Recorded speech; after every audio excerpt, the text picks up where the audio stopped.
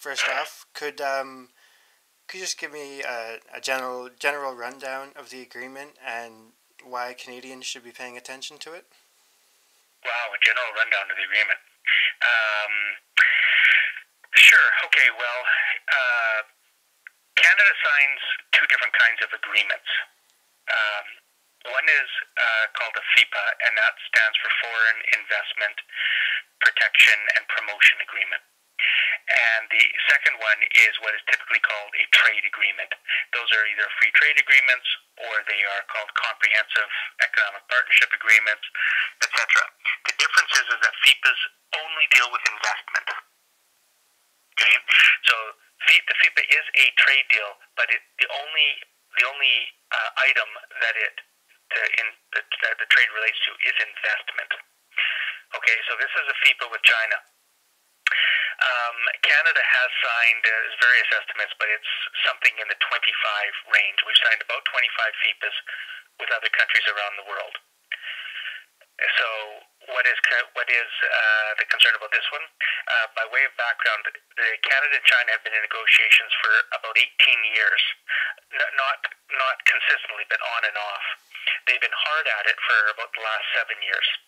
So it's taken a long time to negotiate this, and we finally came to an agreement. The concerns about this are procedural and substantive.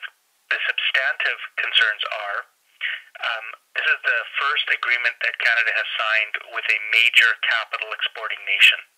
So China is sitting on huge currency reserves, foreign currency reserves. Previous FIPAs that Canada has signed are with countries like Romania, for instance. So we're not exactly worried that, Romanian investment will pour into Canada. But in China's case, they've got a lot of it. So that's the first thing, is the identity of the partner is qualitatively different than the other partners that we've signed agreements with.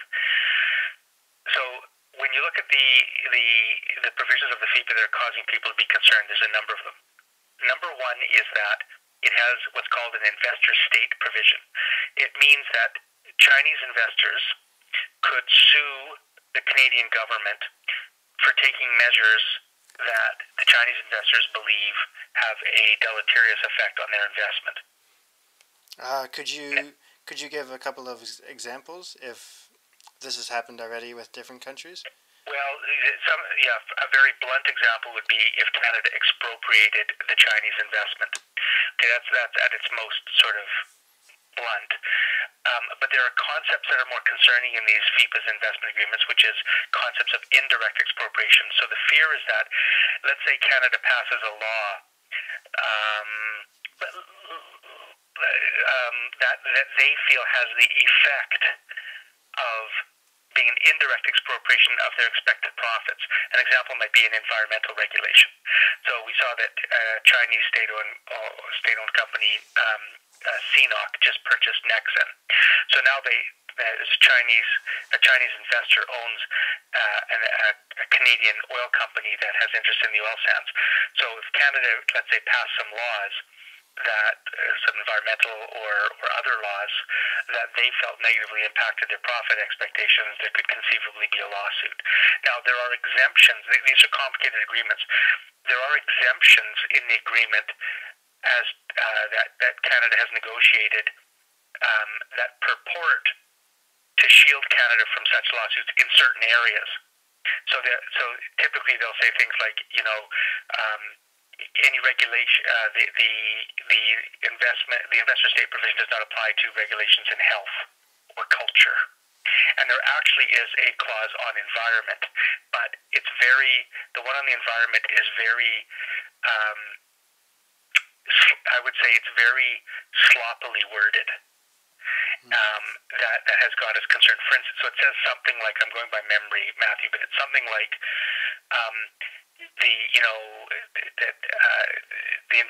investors cannot use the provisions of the investor state provisions to Canada for passing regulations to preserve the environment that are not inconsistent with this agreement.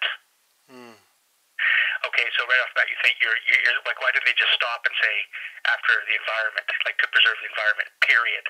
Yes. So the minute you start adding some weasel words, it starts getting concerned. you start getting concerned. So that's the first thing. There's investor-state provision. Number two, that investor-state provision, the lawsuit does not occur in a Canadian court or even indeed in a Chinese court. The suit, I'll call it a suit, would be heard by an investor-state tribunal that is made up of three people. One person nominated by the Chinese side, one by the Canadian side, and the two nominees together pick a third. These investor tribunals are the subject of great concern because they are kind of shadowy tribunals. They're usually international trade lawyers. They are usually people who slide in and out of the international trade world and into the arbitration process. So people think they suffer from a conflict of interest. Okay. So, for instance, a lawyer that's going to hear a case may, after he hears the case, go back to practicing law internationally. So he or she has a concern or an interest in the outcome of their decision. They also don't have security of tenure, which is why a number of people think these tribunals do not conform to the rule of law. In the rule of law, the judge that gets appointed needs to have security of tenure. In other words, they are shielded from the consequences. They can make a decision without worrying that their career will be affected. In this case here, they don't have that security. And third, it's unclear where you would appeal such a decision. So these three people can hear a decision, they stand in judgment of a democratically arrived at law from let's say a provincial or federal government, and they can override that or order damages against it, which has the effect of causing the government to have to repeal it. And they're not accountable to anybody in the Canadian public. So they, in effect, stand in judgment over Canadian public policy, and there's no place to appeal it. Okay, so it's the investor-state provision and then the tribunal that is created for. The second major concern is that the deal is lopsided. In this agreement, it says that each side, the Chinese government and the Canadian government, agree that they will not create any non-conforming measures in the future.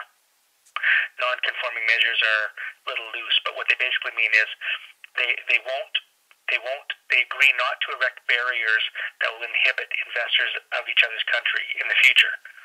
But it permits the countries to keep the non-conforming measures that they have now. So the concern here is, in fact, it's not just a concern, it's a reality, is that China has far more non-conforming measures that already inhibit investment in China than we do here. Canada's been on a liberalized trade agenda for the last 30 years. So we've been removing a lot of our barriers to foreign investment. Whereas in China, there being a command economy, they have a lot more of them. When I had the negotiators in committee and I was asking them some questions about this, I actually asked them, I said, so do you have a list of the non-conforming measures? We've agreed that China can keep theirs, we keep ours. Let me see them. What are they? And they first they said that such a list didn't exist, then they said such a list could be found on the website, and then they said that they didn't really have one. It's really concerning. So I think that Chinese investors in Canada under this agreement face far fewer barriers to their investment than Canadian investors do in China. And that's been sort of frozen in time, and I think that makes it lopsided. Okay, so it puts Canadian investors at a real disadvantage overall? Yeah, it's not an even playing field. So the Conservative government, basically instructed their negotiators to agree to an uneven agreement.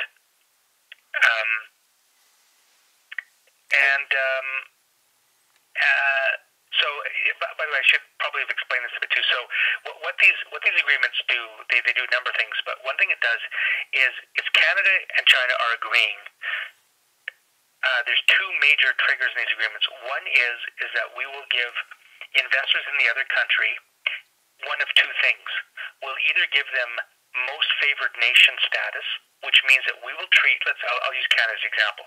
Canada will treat Chinese investors at least as good as we treat the investors of any other country at the best standard. So it's the most favored nation.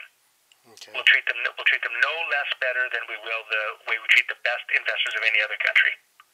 And then the second type of standard is we will give them national treatment, which is an agreement that will treat Chinese investors just as well as we treat domestic investors. Okay. So you can see the power of those things. So here's where the third concern comes in. Once a Chinese investor like CNOOC comes into Canada and buys Nexen, so now, and they passed the Investment Canada Act. You know, that's the act that reviews any foreign takeover of a Canadian company over $300 million. It's soon to go to $1 billion. But so that's why Nexen, it was a $15 billion takeover. So when a foreign company proposes to take over a Canadian one of that magnitude, Investment Canada review is triggered, and they can say yes or no to it. So when they said yes, now CNOOC owns Nexen. Now, under the terms of the FIPA, once it's in place, we will have to treat that investor, we'll have to give them national treatment once their investment's here. So we'll have to treat them just like we would any other company, any other investor. And so there's implications for, let's say you want to have an economic that favors domestic development of your resource. That would be, you would run into problems. A tie-in to that is some people have raised concerns as well with China that China conducts a lot of its investment through state-owned enterprises, SOEs. Mm-hmm. And state-owned enterprises are an investor of a unique character, really. And so that's got some people concerned as well. Has there... can you tell us about the level of debate that's been had on a federal level, and is there a difference between discussing a trade agreement and discussing legislation in the House? Yeah, to your first question, none. There's been no debate. And second, yes, there is a difference. To the Conservatives' credit, when they took office in 2006, shortly after that, they said that they would table trade agreements in the House. That's trade agreements, okay? But FIPAs, they would table in the House for 31 sitting days. Now, that was an improvement over the previous Liberal government or previous Conservative governments, where they had never before ever come before the House of Commons. So the ability to sign trade agreements was prior to that purely an executive cabinet decision. So the Conservatives improved the process a little bit.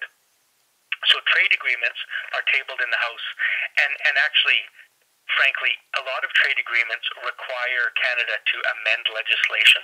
So usually a bill has to be prepared to actually enact the trade agreement that would then be tabled in the House, and it'll be debated just like any other bill. So that will get full scrutiny. But a FIPA, the Conservatives have not agreed to that. All they've done with the FIPA is they keep crowing that this is a great improvement. They'll just table the FIPA in Parliament and let it sit there for 31 sitting days. Once the 31 sitting days passes, done. And there's no discussion on this in the House? That's right. They don't now. Yes, they don't table any debate or discussion. Now, here's what we did. I'm the International Trade Official Opposition Critic. I brought a motion to the House of Commons Standing Committee on International Trade. Okay, I'm a vice chair of that. It's basically the Trade Committee, and I put a motion there to bring the FIPA before the committee where we could study it. Now, the reason I did that was at committee you can study it for whatever number of days the committee wants. It could be 20 days, 10 days, 5 days. You can allocate however many days you want to study the bill, and you can bring witnesses before the committee. You can involve stakeholders in Canada. You could bring business representatives, investors, banks, labor, provinces, trade experts, academics, journalists. You could bring anybody before, people knowledgeable about it or affected by the agreement, and you could hear their testimony on the agreement. Then the committee can write a report and send that to the minister. That's what I wanted. The Conservatives went in camera, okay, which is what the Harper Conservatives typically do at committee, is the minute that you bring a motion they don't like, they go in camera, which means that everything is confidential and you can't talk about it. So all I can tell you, Matthew, is when I came out of that meeting, my motion was not passed. Jeez. Okay, then they have the nerve to stand up in the House and say that we could have debated it and we chose not to. Jeez. Okay, I mean that's disingenuous. In fact, it's a lie. We tried to get it debated and they didn't want. Now, what they then say is, I promise not to get too arcane here, but you may know that the opposition parties, the NDP and the Liberals, we as official opposition get more. We are allotted a certain number of what are called opposition days. Yes. And we don't get that many. Like between January and June, I think we get 7. Okay? And so during that 31 days, we had the Conservatives scheduled a couple of opposition days for us. And they say, well, you could have used, the NDP could have debated this if we wanted, because we could use one of our opposition day motions. Now, this is why that's disingenuous. The agreement was tabled in the House it was late on a Thursday night, okay, when I was on my way home in a plane from Ottawa to Vancouver. So it's basically tabled effective on the Friday. They scheduled our first opposition day motion for the Monday. I think we had 3 of them. So the first one was on the Monday. So there's no way you can get ready to debate a motion on the Monday. And I think they did a second one on the Wednesday. So they burned 2 of the 3 of our motions within days of tabling it. So then you might ask, well, on the third one, why didn't we bring this up? And the reason is because, 2 reasons. One is there were other very pressing matters going on, but the other thing, and the more important reason, is all an opposition day motion gets you is 1 day of speeches in the House and a vote. That's it. You cannot call, you can't go more than a day, and you can't involve any stakeholders. So what happens is you get, I think you can schedule, there's a certain amount of time allotted. You can usually put up somewhere, I'm guessing, between 6 and 10 speakers who can give a speech of between 10 and, I think, 10 minutes long, with 5 minutes of question and answers, and they get some. So you have speeches made, but that is not scrutiny, and it's not and it does not involve stakeholders. So you can't really actually study the bill. All you can do is talk about it for 1 day, and then it's over. And we said that's not sufficient in a deal of this magnitude. A deal that took 18 years to negotiate, that will be in force for 31 years minimum, needs more than 1 day of speeches in the House of Commons. And I've said this repeatedly. This isn't an agreement that's going to bind Parliament or politicians or political parties. It's an agreement that will bind provincial governments and investors. So they're the ones who deserve to have a say in this as well. And that's why an opposition day motion was farcical. Okay, it's completely insufficient to deal with such a momentous agreement. I should tell you about the 31 years. You probably know this, but this is the other thing that's odd about a FIPA. Most trade agreements are cancelable upon giving 6 months' notice. Now, that's never happened, but in theory, you can. Mm-hmm. So you're not getting married forever. You sign a trade agreement. In theory, you could serve notice. You're out of it in 6 months. This one is in force for 15 years. Jeez. Then, in the 16th year, either side can serve notice on the other party that they want to cancel the agreement, in which case the agreement continues to be in force for a further 15 years for all investment that has occurred in the first 15-year term. Is it possible for a sitting federal government to bind future governments to an agreement such as this? That's a great question.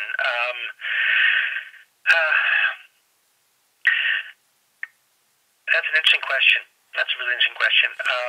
I don't know the answer to that. Okay. There's a general principle that parliaments cannot bind future parliaments.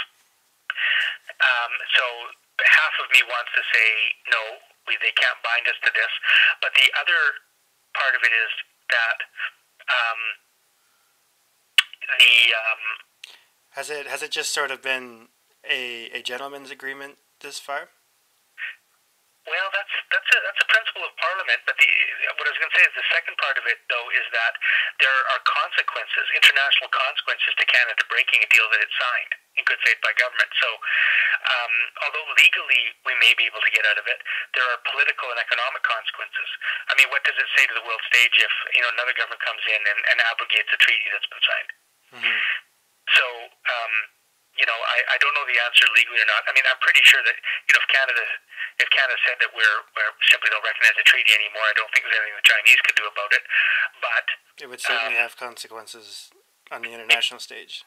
It could, and who knows? Maybe the Chinese investors then, who have investments under the agreement, launch multiple multi-billion-dollar lawsuits against Canada, and we're tied up in this arbitration procedure for years, as they say that they're that's a violation of the agreement. So so really the bottom line is it's been I think the Conservatives, in their zeal and their extreme approach to trade, their ideological approach to trade, I think they instructed negotiators to sign a quick deal with the Chinese. They caved in to demands by the Chinese. Did I tell you about I don't know if I mentioned these tribunals can be held in secret. Yeah, that's the part I was driving at. Mm-hmm. When an investor, this agreement, unlike any other FIPA we've ever signed, first time in history, this investment allows the party being sued, whichever country it is, to decline to have that hearing held in public and to reject the disclosure of documents filed before it. In other words, to have a secret hearing. Jeez. Now, Ed Fass has stood up in the House and said, well, Canada will never do that. We commit here that we'll have all of our hearings in public. Well, okay, fair enough. But the Chinese haven't made that commitment. So it's clearly a demand of the Chinese government to be able to hold these hearings. Now, that is a violation of fundamental norms of the rule of law in Canada, where we believe in an open justice system. You cannot, that is the presumption, is any single Canadian can walk into a court at any time and sit and watch a trial.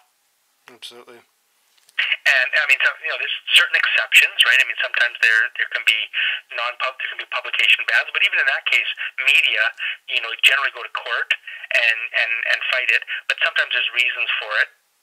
But that's very rare. But the principle is that, and even in that case, there's a publication ban. The hearings are still public. You can still sit there and watch it. So in this case here, you think to yourself, why did the Canadian government agree to a clause that violates our fundamental principles of an open court system? Well, clearly they caved into a demand, and that probably was one of the sticking points over the last 18 years. Why did we sign off and allow China to keep non-conforming measures? And those non-conforming measures are usually things like, it's quite notorious in China that if you want to do business in China, that local officials will require you to partner with a local Chinese investor. They'll require you to source things locally. They'll require you to sometimes they'll require you to make payments. Like, there's all sorts of difficulty doing business in China, and so those things you'd want to know what those are before you're agreeing to keep them for the next 15 years. So I think the Conservatives instructed their negotiators just to get a deal, because they may measure success only by the number of deals they sign. And they are careless about the quality and the substance of the deals. So in this case here, I'll come to it full circle. I know I'm really babbling here, Matthew, but I'll just conclude by saying we're all in general agreement that getting stable rules that protect investors is a desirable thing. So we want to make sure that Canadian investors in China have some recourse and have some protection. But thereafter, it's all the devil's in the details. That's when you want to make sure that the deal is done very carefully, and it's very well thought out, and it's something that's got broad public support. And that's where the Conservatives fell down completely. I kept saying to them, if it's such a good deal, then you'll have no problem putting it before the Trade Committee, and let's expose this to the light of day. And let's really understand what it is we're signing. Let's look at all the clauses, and we'll see if it's such a good deal. And I think they're afraid because they know that they signed a substandard deal. And it really seems like such a lopsided agreement between where Canadians are at such a disadvantage. is there anything that could be done at either the provincial or municipal level to oppose this FIPA? Well, the short answer is no. That's the bad news. The good news is that the federal government is on the hook for paying damages. Because the provinces and the cities aren't party to this agreement, this is an agreement between the government of Canada and the government of China, that any lawsuits that are filed, the Chinese lawsuits can be filed against regulations or laws passed by the provinces or cities. They can challenge those, but the payment would be by the federal government.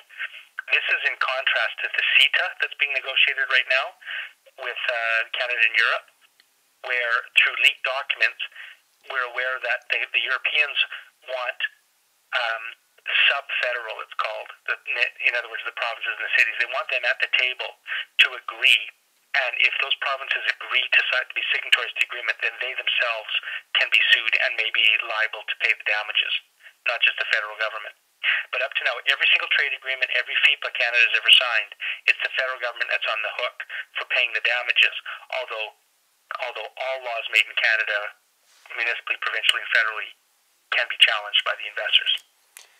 And so what are Canadians' options for, just working Canadians who oppose this agreement? What options do they have to sort of make their voice heard?